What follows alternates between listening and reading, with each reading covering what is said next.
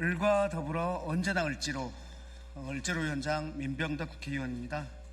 2025년 국정감사에서 을지로에서 중점적으로 다룰 그런 주제들에 대해서 기자회견을 하겠습니다.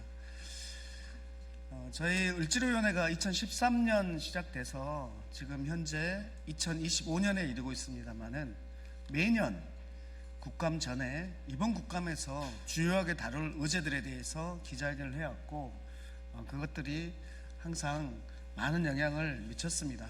그리고 국감 이후에 그 부분에 대해서 정기국회에서 제도화를 위한 입법을 반드시 하겠다라는 말씀을 드립니다.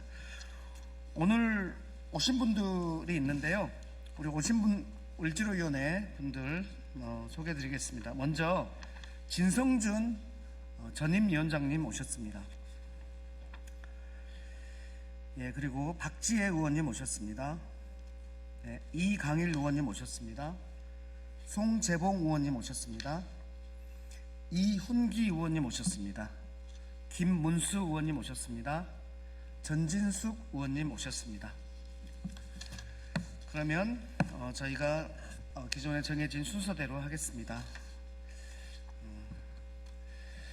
민생회복 최우선, 죽지 않은 일터, 갑질 없는 공정거래를 위한 을지로 국감을 시작합니다. 민생과 경제에 무관심했던 윤석열 내란 정권은 탄핵됐지만 한국 경제는 아직 그들이 깊게 파놓은 어둠의 터널을 지나는 중입니다. 그리고 지금 이 순간에도 대한민국의 을들은 하루하루를 버티는 고단한 삶을 살고 있습니다. 새벽에 일어나 가게 문을 여는 자영업자, 위험을 무릅쓰고 빗길을 달리는 라이더, 방학이면 월급을 못 받는 급식실 조리사, 600일째 고공농성장에서 복직을 외쳤던 노동자, 이들의 하루하루는 생존을 위한 사투입니다.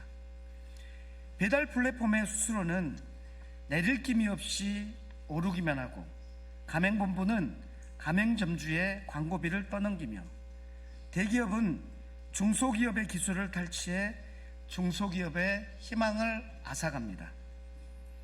전세 사기 피해자들은 아직도 집을 잃은 상처에서 완전히 벗어나지 못했고 외투기업은 혜택만 누리고 노동자들의 고용에는 무관심합니다. 사고가 아닌 질병이라는 이유로 폐암에 걸린 학교급식 노동자들은 세상에 관심조차 받지 못하고 외로이 쓰러져 가고 있습니다. 이렇게 많은 소상공인 자영업자 노동자들이 코로나 이후 아직도 생계에 큰 어려움을 겪고 있습니다. 이런 시기에 정치는 정쟁이 아니라 국민의 먹고 사는 문제, 을을 지키는 일에 집중해야 합니다. 민생경제 회복이 최우선인 이재명 국민주권정부 출범과 민생소비 쿠폰 지급 등 경기 부양책으로 일부 회복되고 있지만 아직 갈 길은 멉니다. 여전히 대외 불확실성, 미국의 관세 인상 등이 수출 회복에 부담으로 작용하고 있습니다. 이재명 정부 출범 이후 첫 번째 국정감사입니다. 그 의미는 매우 특별합니다. 올해 국정감사는 야당의 공세나 정치적 프레임 싸움에 대응하기보다 민생 현안을 점검하고 부족한 점을 채우는 민생의 장으로 만들어야 합니다. 늘 그렇듯 을지로위원회가 최선봉에 서겠습니다. 그럼 지금부터 2025 국정감사에서 을지로가 집중할 민생 과제들을 하나하나 말씀드리겠습니다. 제가 먼저 MBK 부분을 먼저 말씀드리고 그 다음 순서하겠습니다.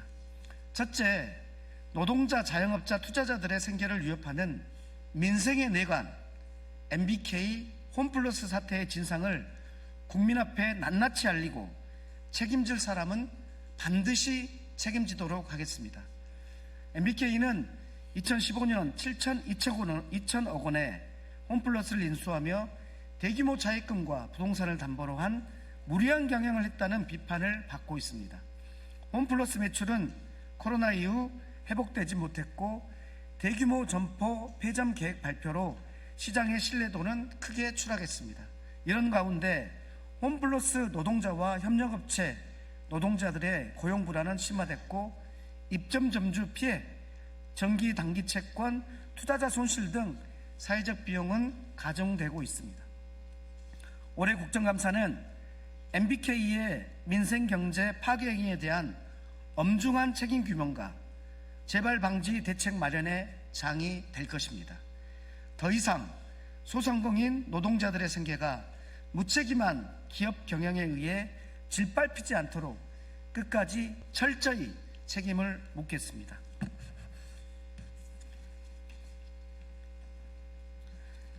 둘째, 플랫폼 불공정 행위를 바로잡겠습니다. 내수 침체의 장기화로 자영업자 비중이 꾸준히 줄어서 통계 작성 이래 처음으로 20% 선이 무너졌습니다. 더 심각한 것은 취약 자영업자의 연체율이 12%를 넘어서는 한편 폐업률마저 급등하고 있다는 점입니다. 배달 플랫폼 불공정 행위는 외식 자영업자의 경영 여건을 악화시키고 배달 라이더의 생명과 안전은 물론 노동 기본권을 침해하며 소비자 부담을 가중시키고 있습니다. 결국 시장 전반의 신뢰 붕괴라는 연쇄적 악순환을 초래하고 있습니다. 최근 쿠팡이츠는 음식 배달에 그치지 않고 장보기, 쇼핑 카테고리를 신설하여 퀵커머스 시장에 본격 진출하고 있습니다. 이는 배달 앱을 통해 확보한 시장 지배력과 데이터, 배달 인프라를 활용해서 다른 영역까지 잠식하려는 시도로 겉으로는 서비스 다각화처럼 보이지만 실제로는 또 다른 형태의 끼워 팔기에 불과합니다.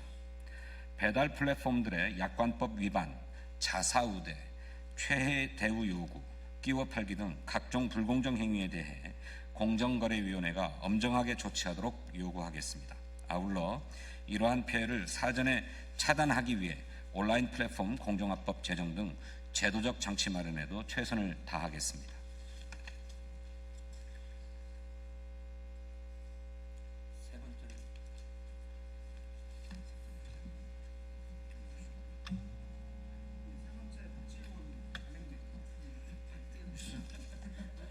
죄송합니다. 늦게 알았죠. 네, 세 번째, 가맹 대리점 불공정 피해 문제를 바로잡겠습니다. 가맹사업법과 대리점법은 공급업자와 가맹점, 대리점주가 대등한 지위에서 상호 보완적으로 균형 있게 발전하도록 하는 것을 그 목적으로 하고 있습니다. 그러나 현실은 여전히 불공정하고 기울어진 운동장입니다. 본사가 광고 판촉비를 일방적으로 전가하거나 효과가 검증되지 않은 광고 상품을 강제 유지하고 직영몰에서는 가맹점보다 낮은 가격으로 공급하여 역차별을 초래하는 사례가 반복되고 있습니다. 편의점 사장님들의 현실은 더욱 고단합니다. 밤늦게까지 불을 켜고 가게를 지켜야 하지만 오히려 본사는 지원금을 줄였습니다. 경기 침체와 소비 위축이 겹치면서 매출은 줄고 인건비는 늘어나 하루 손익분기점도 넘기기 어려운 상황이 반복되고 있습니다. 중도 폐점하는 점주에게 오히려 위약금을 부과하여 자영업자를 한 번 더 죽이고 있습니다. 본사의 불공정 계약과 가맹본부 중심 구조로 인해 점주들은 협상권조차 제대로 갖지 못하고 있는 현실입니다. 또한 동일 본사가 여러 브랜드를 운영하며 점포 간 출혈 경쟁을 유발하는 다 브랜드 체제 역시 심각한 문제입니다. 대리점의 경우 판매 목표 강제, 반품 제한, 과잉 재고 떠넘기기와 같은 전형적인 갑질이 여전히 존재합니다. 계약 형식을 변형해 법 적용을 회피하는 유사 대리점 문제는 피해를 확산시키고 있습니다. 공정위의 대응은 여전히 사후적 제재에 그치고 있으며 피해 구제의 실효성은 부족합니다. 집단소송제와 징벌적 손해배상제를 확대해 실질적 피해 구제가 가능하도록 하고 가맹점주 사전동의제와 표준계약서 제도가 현장에서 실효적으로 작동하도록 해야 합니다. 을지로위원회는 소상공인과 자영업자의 생존권이 본사의 이익 추구에 가려지는 일이 없도록 국정감사에서 끝까지 목소리를 내겠습니다. 가맹 대리점 거래와 거래의 공정성과 투명성을 확보하여 민생 경제의 토대를 지켜내겠습니다. 넷째, 배달의 문제입니다. 제 지역구에 있는 청주시 상당구는 외식업 비중이 가장 높은 지역입니다. 자영업자 비율도 굉장히 높습니다. 그렇기 때문에 배달의 플랫폼 입점 업체의 부담을 완화하고 배달 라이더의 처우 개선과 안전을 위한 사회적 대화 합의 도출에 최선을 다하겠습니다. 현재 쿠팡이츠는 무료 배달을 앞세워서 시장 점유율을 급격히 확대하고 있으나 그 마케팅 비용을 입점 외식업체에 전가하고 있습니다. 입점업체의 선택권조차 주지 않은 채 배달료 부담을 강제하고 있는 것입니다. 시장 1위 사업자인 배달의 민족 역시 정액제 광고 상품인 울트라콜을 폐지하는 대신 포장 수수료를 유료화하고 효과가 검증되지 않은 CPC 광고는 유지하는 등 수익성 증대에만 몰두하고 있습니다. 그 과정에서 2년간 배당금과 자사주 매입으로 독일 모회사인 딜버리 히어로에 환원된 금액만 1조 원에 달했습니다. 최근에는 양사 모두 1인분 무료 배달 서비스와 관련해서 가격 조작, 허위 광고 의혹까지 제기되고 있는 실정입니다. 이러한 상황에서 배달 플랫폼에 입점한 외식업체들은 이미 임계점에 다다랐습니다. 외식 자영업자의 영업이익률 고작 8.9%까지 떨어졌고 그 주된 원인은 배달 수수료와 배달비 부담입니다. 배달 시장이 지속 가능하려면 입점업체, 배달라이더, 소비자 그리고 플랫폼이 함께 상생할 수 있는 구조를 마련해야 합니다. 을지로위원회는 입점업체와 배달라이더의 일방적 희생을 강요하는 현실을 반드시 바로 잡겠습니다.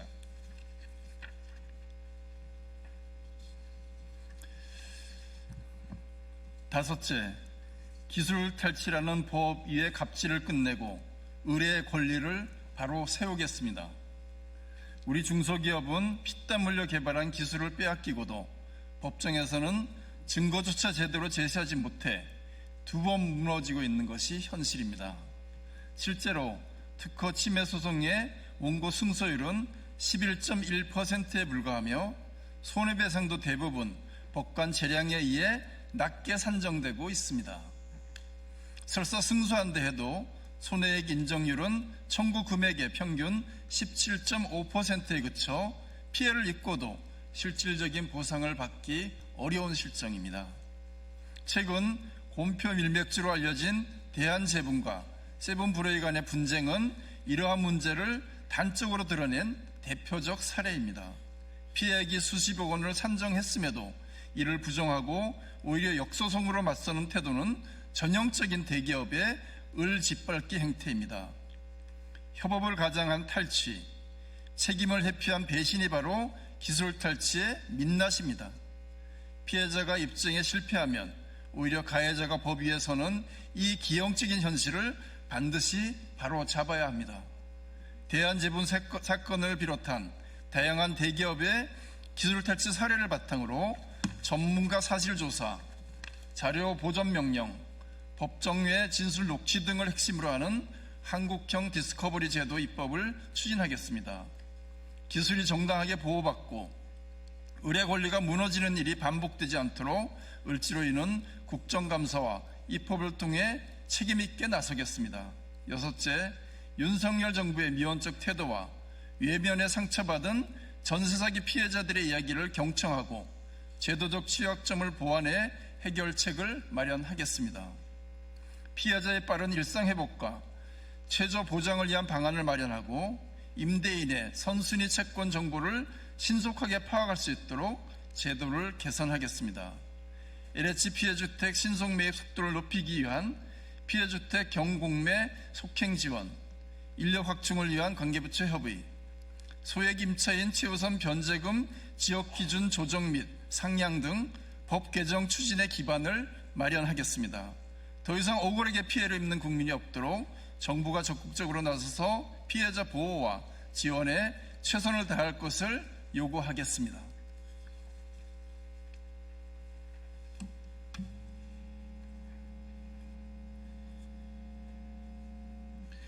일곱째, 외투기업과 택배 과로사 등 노동 문제를 핵심 과제로 선정하고 해결책을 찾겠습니다. 600일간의 고공농성을 불러온 한국 옵티컬 하이테크 사례에서 보여진 외투기업의 경영 문제를 해결하겠습니다. 일본 니트그룹의 한국법인 한국 옵티컬 하이테크는 2004년 단 200억을 국내에 투자하여 2021년까지 18년 동안 총 7조 7,102억 원의 매출을 올리고 같은 기간 1,983억 원의 세후 이익을 올렸지만 22년 공장 전소를 이유로 일방 철수하고 노동자들을 모두 해고했습니다. 같은 니토그룹의 또 다른 한국 법인인 니토옵티칼은 폐업한 한국 옵티칼 하이테크와 동일한 제품을 생산하여 심지어 채용 인원을 늘렸지만 7명 남은 해고자들의 고용 승계를 거부하고 있습니다. 외투 기업에게 주어진 토지 무상임대, 각종 세제 혜택은 우리 국민의 고용을 전제 조건으로 한 것입니다. 국정감사에서 이득은 누리고 고용 책임을 쉽게 회피하는 불합리한 외국인 투자 제도를 개선하고 현안 사업장 문제의 해결을 위해 노력하겠습니다. 여덟째, 온라인 물류 경쟁의 이면에 가중되는 장시간 야간 노동의 문제를 해결하기 위해 노력하겠습니다. 야간 노동은 WHO 산하 국제암연구소가 2급 발암물질로 인정한 보건상의 유해 요인입니다. 하지만 쿠팡 등 주요 물류 기업의 새벽 배송 서비스를 시작한 이후 업체마다 이를 경쟁적으로 도입하면서 야간 노동은 어느새 택배 노동자들의 일상이 됐습니다. 지난 2021년 택배업계, 화주, 소비자, 노동조합은 택배 노동자들의 과로사와 공짜 노동 문제를 해결하기 위한 사회적 합의를 이뤘습니다만 큰 성장 중이던 쿠팡은 이 합의에 빠져 있어 몇 년이 지나자 한계가 노출됐습니다. 현재 더불어민주당이 주관하고 을지로위원회가 추진 중인 쿠팡을 포함한 사회적 대화를 지원하고 국정감사에서는 과도한 야간 노동의 문제를 해결할 대안을 찾기 위해 문제점을 지적하겠습니다.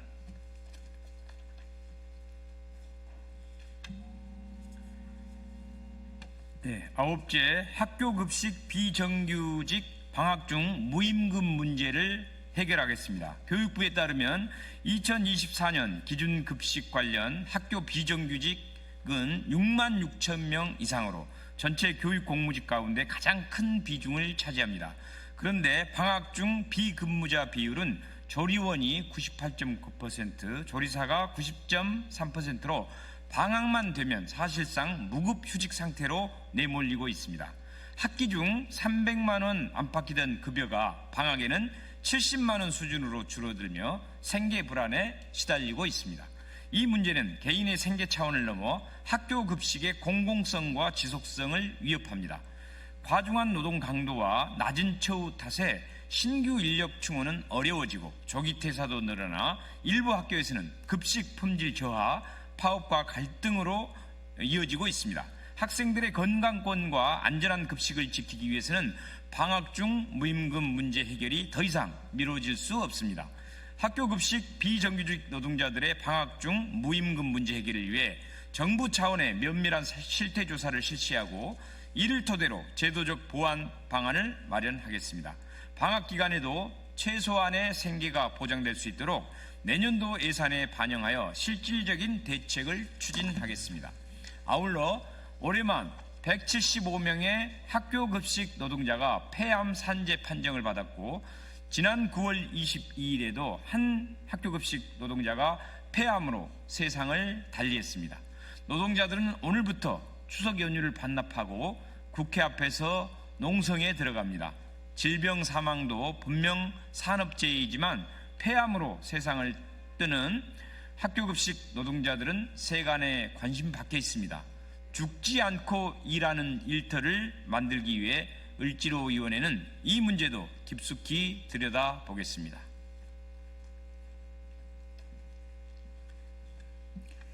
열째, 마지막 남은 고공농성, 세종호텔 고공농성 문제 해결의 실마리를 찾겠습니다.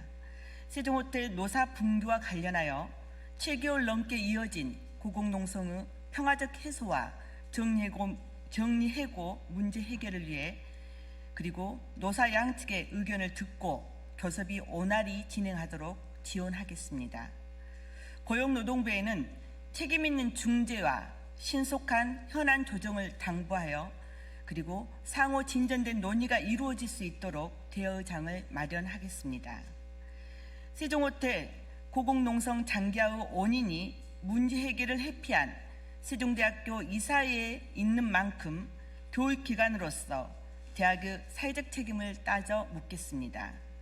또한 주무부처인 교육부에도 막대한 국가재정을 지원받는 사립대학이 사회적 갈등에 적극적으로 나설 수 있도록 지도하고 감독할 수 있도록 개선 방안을 강력히 촉구하겠습니다. 을지로위원회가 언제나 민생 정치의 최선봉에 서겠습니다. 을과 더불어 언제나 을지로 그 약속을 지키겠습니다.